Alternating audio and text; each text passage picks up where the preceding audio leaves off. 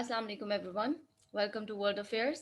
I am Sumal Shahzad and today I am going to talk about the salient features of Iran जिसके बारे में मुझे काफ़ी सारे स्टूडेंट्स रिक्वेस्ट करते रहे हैं कि salient features of Iran के बारे में वीडियो लेकर आएँ तो इंशाल्लाह आज हम इसके salient features देखेंगे और soon I will be coming with the supreme leader concept of Iranian constitution. Okay? तो जी बेसिक फीचर्स क्या हैं इस ईरानियन कॉन्स्टिट्यूशन के। इसमें इस्लामिक थियोक्रेसी है, फंडामेंटल राइट्स के हवाले से बात की जा रही है, सोवरेनिटी का क्या कंसेप्ट है ईरानियन कॉन्स्टिट्यूशन में ये देखा जाएगा, सुप्रीम लीडर का क्या कंसेप्ट है, गार्डियनशिप काउंसिल क्या होती है, क्योंकि ये चीज़ें हमने पिछले किसी कॉन्स्टिट्यूशन में नहीं पढ़ी, तो ये यूनिक फीचर्स हैं ईरानियन कॉन्स्टिट्यूशन के। Then it's a hybrid system, जो स्टेट है ईरान की वो एक हाइब्रिड सिस्टम है, ये क्या है ये भी देखते हैं। यूनिटरी सिस्टम है, रेफरेंस टू द कुरान, इसके हवाले से हम देखेंगे कि क्या क्या रेफरेंसेस दिए गए हैं कुरान के, या कुरान के हवाले से क्या बात की जा रही है कॉन्स्टिट्यूशन में। फिर लेजिस्लेचर क्या है, किस तरह आता है, और जुडिशरी क्या है, किस तरह काम करती है, ये सारी बातें हम देखेंगे। तो जी सबसे पहले इस्लामिक थियोक्रेसी। ईरान का जो कॉन्स्टिट्यूशन है उसका आर्टिकल 1 कहता है कॉन्स्टिट्यूशन का कि ईरान जो है वो इस्लामिक थियोक्रेटिक स्टेट होगी। ठीक है, यानी कि जिस तरह पाकिस्तान है उसका मजहब इस्लाम है। ठीक है, तो ईरान का भी मजहब इस्लाम है। ठीक है, और कॉन्स्टिट्यूशन में काफ़ी सारे आर्टिकल्स इस हवाले से वो किए गए, जैसे आर्टिकल 2 कॉन्स्टिट्यूशन का कहता है कि जो अल्लाह ताला है ना उसके आगे जो हमारी सबमिशन है उसकी क्या इंपॉर्टेंस है वो मेंशन की गई है, और फंडामेंटल रोल क्या है वो डिवाइन रेवलेशन यानी कि कुरान पाक का लॉ मेकिंग के अंदर।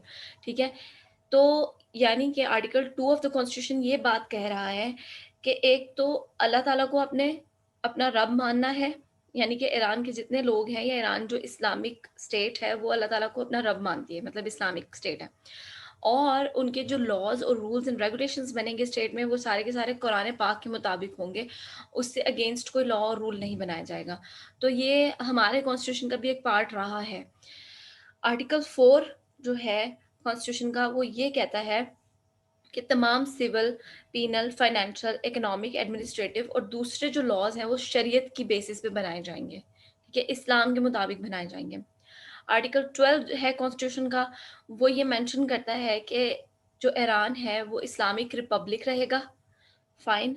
और ये आर्टिकल ये भी कहता है कि जो जाफरी सेक्ट है ना ईरान में वो लागू होगा।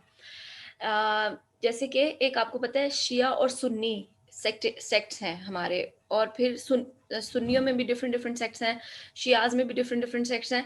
तो यहाँ पर वो मेंशन कर रहे हैं कि जो जाफरी सेक्ट है ना, 12 इमाम्स वाला सेक्ट है, वो ईरान का एक्चुअली में मजहब होगा, अ, मतलब इस्लाम का वो वाला सेक्ट। लेकिन डिफरेंट जो इस्लाम के डिफरेंट सेक्ट्स हैं जैसे कि सुन्नी, हनफी, मालकी, शाफी, वो सब के सब भी उनको भी ऑनर और रिस्पेक्ट के साथ ट्रीट किया जाएगा। इसके अलावा आप पढ़ रहे हो कि भाई इस्लामिक स्टेट है और इस्लाम में मुसलमानों के जो भी राइट्स हैं उनको दिए जाएंगे, तो इसका ये मतलब नहीं है कि आप डिफरेंट माइनॉरिटीज़ को बुरी तरह ट्रीट करेंगे। ईरान के ही कॉन्स्टिट्यूशन में मेंशन है कि जो डिफरेंट माइनॉरिटीज़ हैं लाइक ज्यूज़ हैं, क्रिश्चियंस हैं, उनको अच्छी तरीके से ट्रीट किया जाएगा। ठीक है, उसमें ज़ोरास्ट्रियंस भी हैं जिनको ज़रतश्त भी कहते हैं, तो उनको भी अच्छी तरीके से ट्रीट किया जाएगा, उनको भी ऑनर दिया जाएगा, उनको भी रिस्पेक्ट दी जाएगी। तो वहाँ कोई भी इस तरह का कोई कंसेप्ट नहीं है कि माइनॉरिटीज़ को क्रश किया जाए। फाइन। तो आर्टिकल 13 इस हवाले से बात करते हैं कि माइनॉरिटीज़ के राइट्स क्या होंगे। इसके अलावा आर्टिकल 18 जो है कॉन्स्टिट्यूशन का वो ये मेंशन करता है कि ईरान का जो फ्लैग है ना उसके ऊपर अल्लाह अकबर की फ्रेज मौजूद रहेगी। ठीक है, उनके कॉन्स्टिट्यूशन में मेंशन है कि उनके झंडे पे ये अल्लाह अकबर का फ्रेज लिखा जाएगा, तो वो है। फंडामेंटल राइट्स के हवाले से क्या बात करते हैं। फंडामेंटल राइट्स काफ़ी सारे दिए हुए हैं ईरान के कॉन्स्टिट्यूशन में, लेकिन यहाँ पे मैंने कुछ मेंशन किए हैं आर्टिकल समेत। तो आर्टिकल 26 अलाउ करता है कि formation of political and professional associations आप बना सकते हैं। फाइन। किसी के साथ अपने प्रोफेशनली एसोसिएट होना है, पॉलिटिकली एसोसिएट होना है, किसी पार्टी के साथ एसोसिएट होना है, आप हो सकते हैं, आपको अलाउ है। आर्टिकल 27 ये राइट देता है कि पब्लिक गैदरिंग हो सकती है। फाइन। जैसे मार्शल लॉ लगता है तो आपको पता है ना, मार्शल लॉ में पब्लिक गैदरिंग के ऊपर बैन हो जाता है, लेकिन ईरान का कॉन्स्टिट्यूशन इस चीज़ को अलाउ कर रहा है। हाँ, अगर कोई केस ऑफ इमरजेंसी है तो फिर ये सस्पेंड किए जा सकते हैं, ये पब्लिक गैदरिंग को भी सस्पेंड किया जा सकता है। आर्टिकल 28 कह रहा है कि लोगों को ये राइट होगा कि वो अपना ऑक्यूपेशन चूज़ कर सकें। फाइन। ईरान में कोई डंडा नहीं है कि आपने बस यही काम करना है या यही काम करना है। लोग आज़ाद हैं कि वो कुछ भी चूज़ कर सकें एज़ देयर ऑक्यूपेशन। हाँ, अगेंस्ट इस्लाम ना हो। अच्छा, आर्टिकल 33 इस हवाले से बात करता है कि कोई भी अगर इंसान किसी एक जगह पे रह रहा है ना, अपनी चॉइस की जगह पे रह रहा है, तो उसको रोका नहीं जा सकता। जैसे कि मैं एक घर में रह रही हूँ, तो मुझे वहाँ से निकाला भी नहीं जा सकता, फाइन। या मुझे ज़बरदस्ती किसी और जगह पे शिफ्ट नहीं किया जा सकता, फाइन। तो ये मतलब आर्टिकल 33 कह रहा है। लेकिन अगर लॉ इस हवाले से कह रहा है कि भाई कोई इंसान इस जगह पे नहीं रह सकता, या यहाँ कंस्ट्रक्शन होनी है, या कुछ इस तरह का है, बाय लॉ वो प्रोवाइड कर रहा है कि इस जगह पे रेजिडेंस नहीं हो सकती, तो हाँ, फिर आप कर सकते हैं। अदरवाइज कोई इंसान, किसी को ये राइट नहीं है अगेंस्ट लॉ जाने का या अगेंस्ट कॉन्स्टिट्यूशन जाने का। आर्टिकल 34 जो है वो ये कह रहा है तमाम लोग जो भी ईरान में मौजूद हैं सबको राइट टू जस्टिस मिलेगा, चाहे वो ज़ोरास्ट्रियंस हैं, चाहे वो क्रिश्चियंस हैं, चाहे वो ज्यूज़ हैं, चाहे वो शिया है, चाहे वो सुन्नी है, सबको काउंसलर एक्सेस दी जाएगी।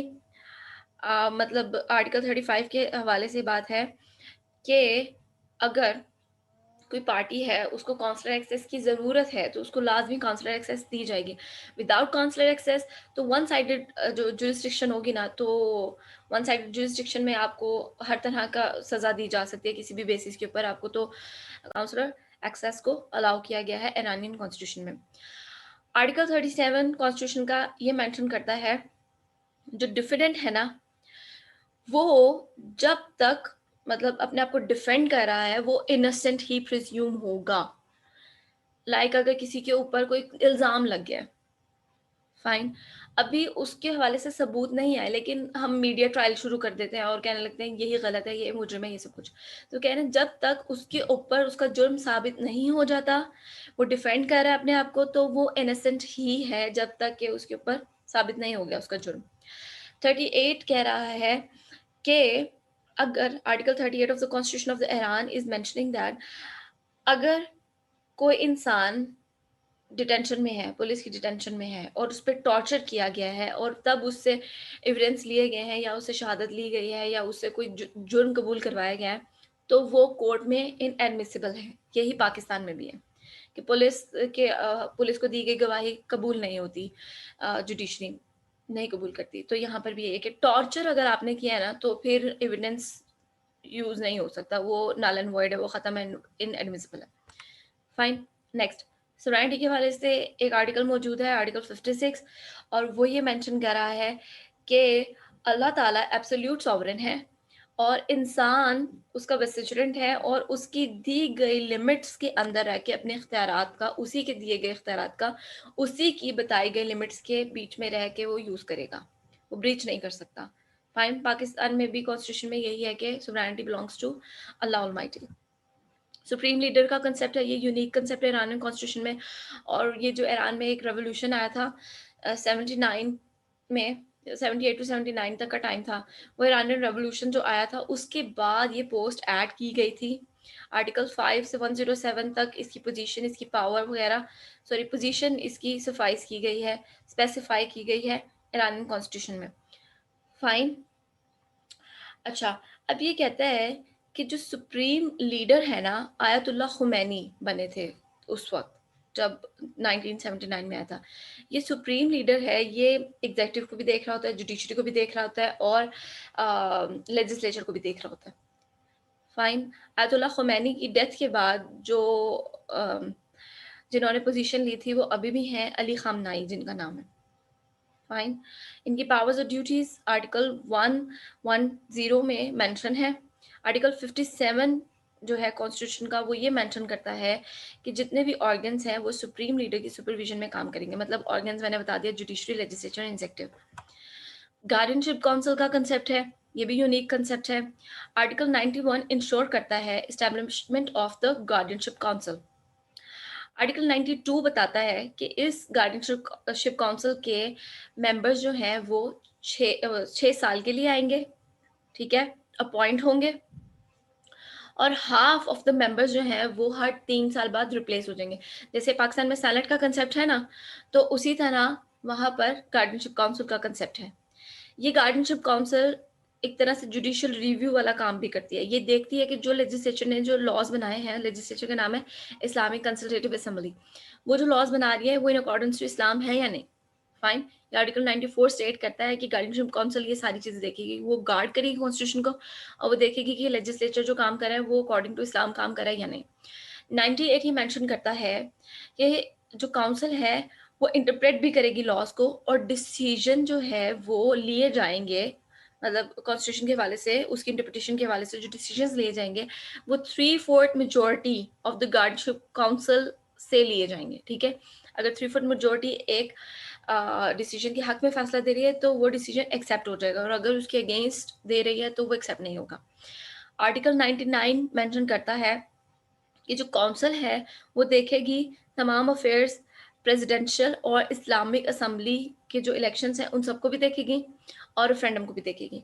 मतलब प्रेसिडेंट के जो भी इलेक्शंस हो रहे हैं, इस्लामिक असम्बली के जो भी इलेक्शंस हो रहे हैं, वो सब ये सुपरवाइज करेगी, और रेफरेंडम भी अगर अवाम में देना है तो ये देखेगी। जो कि नॉर्मली हमने फ्रांस के कॉन्स्टिट्यूशन में देखा था, रेफरेंडम का राइट किसके पास होता है? प्रेसिडेंट के पास होता है। पाकिस्तान में भी रेफरेंडम का राइट हमारे प्रेसिडेंट के पास है, लेकिन वहाँ रेफरेंडम का राइट गार्डियनशिप काउंसिल के पास है। हाइब्रिड सिस्टम है। Now what is this hybrid system? आपने फ्रांस के कॉन्स्टिट्यूशन में देखा था सेमी प्रेसिडेंशियल सिस्टम। फाइन, तो ईरान में भी आप समझ लें कि सेमी प्रेसिडेंशियल सिस्टम कह लें या उसको हाइब्रिड सिस्टम कह लें। ईरान में एक्चुअली तो प्रेसिडेंशियल सिस्टम है, और पावर अल्टीमेटली प्रेसिडेंट की होती है, लेकिन वहाँ एक प्राइम मिनिस्टर भी है जो कि नॉर्मली टिचुलर हेड है, लेकिन एक्चुअली में वो काफ़ी सारे एक्शंस परफॉर्म कर रहा होता है। प्राइम मिनिस्टर जो है उसको अपॉइंट करता है प्रेसिडेंट, लेकिन वो प्राइम मिनिस्टर लेजिस्लेचर का बंदा होता है। ठीक है, लेजिस्लेचर की मेजोरिटी पार्टी का चेयरमैन होता है प्राइम मिनिस्टर, और जब प्राइम मिनिस्टर को प्रेसिडेंट अपॉइंट कर लेता है तो फिर जो प्राइम मिनिस्टर है वो अपनी कैबिनेट को लेकर आता है। अब वो कैबिनेट जो है वो लेजिस्लेचर का पार्ट नहीं होती। Just like in Pakistan legislature का पार्ट होती है ना, लेकिन वहाँ नहीं होती। ईरान में लेजिस्लेचर का पार्ट नहीं होती। वो सब टेक्नोक्रेट्स भी हो सकते हैं, वो कोई भी लोग हो सकते हैं, और वो सारा का सारा काम संभालते हैं। और ये सब जो पूरी लेजिस्लेचर, हालांकि सॉरी कैबिनेट है जो लेजिस्लेचर से नहीं आ रही, लेकिन लेजिस्लेचर को अकाउंटेबल भी होती है, और प्राइम मिनिस्टर तब तक काम करता है, उसकी कैबिनेट तब तक काम करती है जब तक हाउस का कॉन्फिडेंस उस कैबिनेट में है। फाइन। तो ये आप देख लें कि हाइब्रिड सिस्टम है। Vote of no confidence presidential system में नहीं होता, पार्लियामेंट्री सिस्टम में होता है, लेकिन यहाँ है। तो मिक्स्ड सिस्टम है, और बोर्ड ऑफ द मिनिस्टर्स हैं, उनके पास इमेंस पावर्स होती हैं। नेक्स्ट यूनिटरी सिस्टम है। ये आपको पता होगा कि यूनिटरी सिस्टम क्या है। ईरान एक यूनिटरी है, वहाँ पे प्रोविंशियल यूनिट्स जो हैं उनके पास एज सच कोई इख्तियारात नहीं है। सेंट्रल गवर्नमेंट उनको जितने इख्तियारात दे देती है वो उतने ही प्रैक्टिस करते हैं। हो सकता है किसी प्रोविंशियल यूनिट को बहुत ज़्यादा इख्तियार दे दिए और किसी को बिल्कुल ही नहीं दिए। ये सेंटर की अथॉरिटी होती है, तो सेंटर के पास कंसंट्रेटेड पावर है। अच्छा, रेफरेंस टू कुरान। अब 14 टाइम्स जो ईरानियन कॉन्स्टिट्यूशन है ना वो कुरानिक वर्सेस को मेंशन करता है, जिसमें काफ़ी सारी चीज़ें हैं। प्रियम्बल भी है ईरानियन कॉन्स्टिट्यूशन का, जिसमें मेंशन हुआ है कि कॉन्स्टिट्यूशन जो है वो कंड्यूसिव इन्वायरमेंट प्रोवाइड करेगा for the development of the human in accordance with the noble and universal values of the Islam. मतलब कि कुरान पाक की जो अहकामात हैं, हिदायत हैं, उनके मुताबिक इस इंसान को डेवलपमेंट के लिए कंड्यूसिव इन्वायरमेंट प्रोवाइड करना ईरान के जो गवर्नमेंट है उसका काम। फाइन। और इनका जो एम है वो क्या है, गवर्नमेंट का एम क्या है? Is to foster the growth of the man in such a way that he progresses towards the establishment of the divine order. मतलब अल्लाह ताला के अहकामात को पूरी दुनिया में या अपनी एक स्पेसिफिक टेरिटरी में लागू करना काम है इंसान का। और ईरानियन कॉन्स्टिट्यूशन या ईरानियन गवर्नमेंट इस चीज़ को देख रही है कि तमाम इंसान इसी एक लेवल के ऊपर ट्रेनिंग पा रहे हैं यानी। फाइन। लेजिस्लेचर। तो ईरान जो है उसका लेजिस्लेचर यूनिकैमरल है, सिंगल हाउस है, और उस हाउस को इस्लामिक कंसल्टेटिव असेंबली कहा जाता है।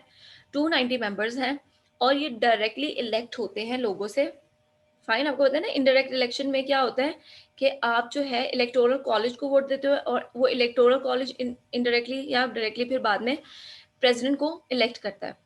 फाइन, आपने डायरेक्टली प्रेसिडेंट को या असेंबली वगैरह के मेंबर्स को इलेक्ट नहीं किया, लेकिन यहाँ पे डायरेक्टली लोग वोट डालते हैं और वो 4 साल के लिए आते हैं, जो 90 मेंबर्स हैं। इनके फंक्शंस में आप देख लो कि जो भी लेजिस्लेचर फंक्शन होता है, legislation, budget making, ratification of the international treaties and many more. Then we have judiciary. इनकी जुडिशरी बड़ी यूनिक सी है। इनको ईरान में जो जुडिशरी है वो डायरेक्ट कंट्रोल है सुप्रीम लीडर के अंडर, ठीक है। ईरान में जो सुप्रीम लीडर है वो अपॉइंट करता है जुडिशरी के हेड को। जुडिशरी का हेड जो है वो सुप्रीम कोर्ट के हेड को अपॉइंट करता है और चीफ पब्लिक प्रोसिक्यूटर को अपॉइंट करता है। ईरान में 3 तरह के कॉन्स्टिट्यूशंस हैं, सॉरी कोर्ट्स हैं। सबसे पहले पब्लिक कोर्ट्स हैं जिसमें सिविल और क्रिमिनल केसेस को डील किया जाता है। पब्लिक कोर्ट्स के अंदर जो केसेस डील किए जा रहे हैं उनकी अपील हो सकती है किसी कोर्ट में, ठीक है। अपर कोर्ट्स में उनकी अपील हो सकती है। Then we have revolutionary courts. ये रेवोल्यूशनरी कोर्ट्स जो है इनको भी सुप्रीम लीडर ही देख रहे होते हैं और ये ज़्यादातर इस तरह के मामला को डील करते हैं जो कि अगेंस्ट नेशनल सिक्योरिटी हो रहे हैं। हो सकता है कोई ड्रग ऑफेंस है, किसी ने ट्रीजन चार्जेस लगे हैं किसी के ऊपर, मतलब कुछ भी ऐसा एक्शन जो इस्लामिक रिपब्लिक की को अंडरमाइन करने की कोशिश कर रहा है। ऐसे केसेस की अगेंस्ट अपील नहीं हो सकती। Then we have special clerical courts. ये क्लैरिकल कोर्ट्स इस तरह के मामला को डील करते हैं जो कि आप समझ लें कि कोई भी ऑफिसर है, कोई भी क्लैरिकल स्टाफ है जो कि गवर्नमेंट का पार्ट है, कोई ब्यूरोक्रेटिक बंदा है, तो वो कोई ऐसे क्राइम्स कमिट कर रहा है तो उनको इन कोर्ट के अंदर ट्रायल किया जाता है। ये directly under the control of the supreme leader है। इस के हवाले से ये है कि इसकी भी अपील नहीं की जा सकती किसी कोर्ट में। फाइन, तो ये था हमारा आज का लेक्चर ईरानियन कॉन्स्टिट्यूशन के हवाले से। आई होप कि आपको समझ आया हो, और अगर समझ आया हो तो काइंडली वीडियो को लाइक कीजिएगा, शेयर कीजिएगा, और अगर कोई क्वेश्चन है तो कमेंट में पूछ लीजिएगा। We have a page on Facebook, तो आप अगर उस पर मुझसे कांटेक्ट करना चाहते हैं तो आप कर सकते हैं। So that's all for today. Thank you so much for listening. अल्लाह हाफिज़।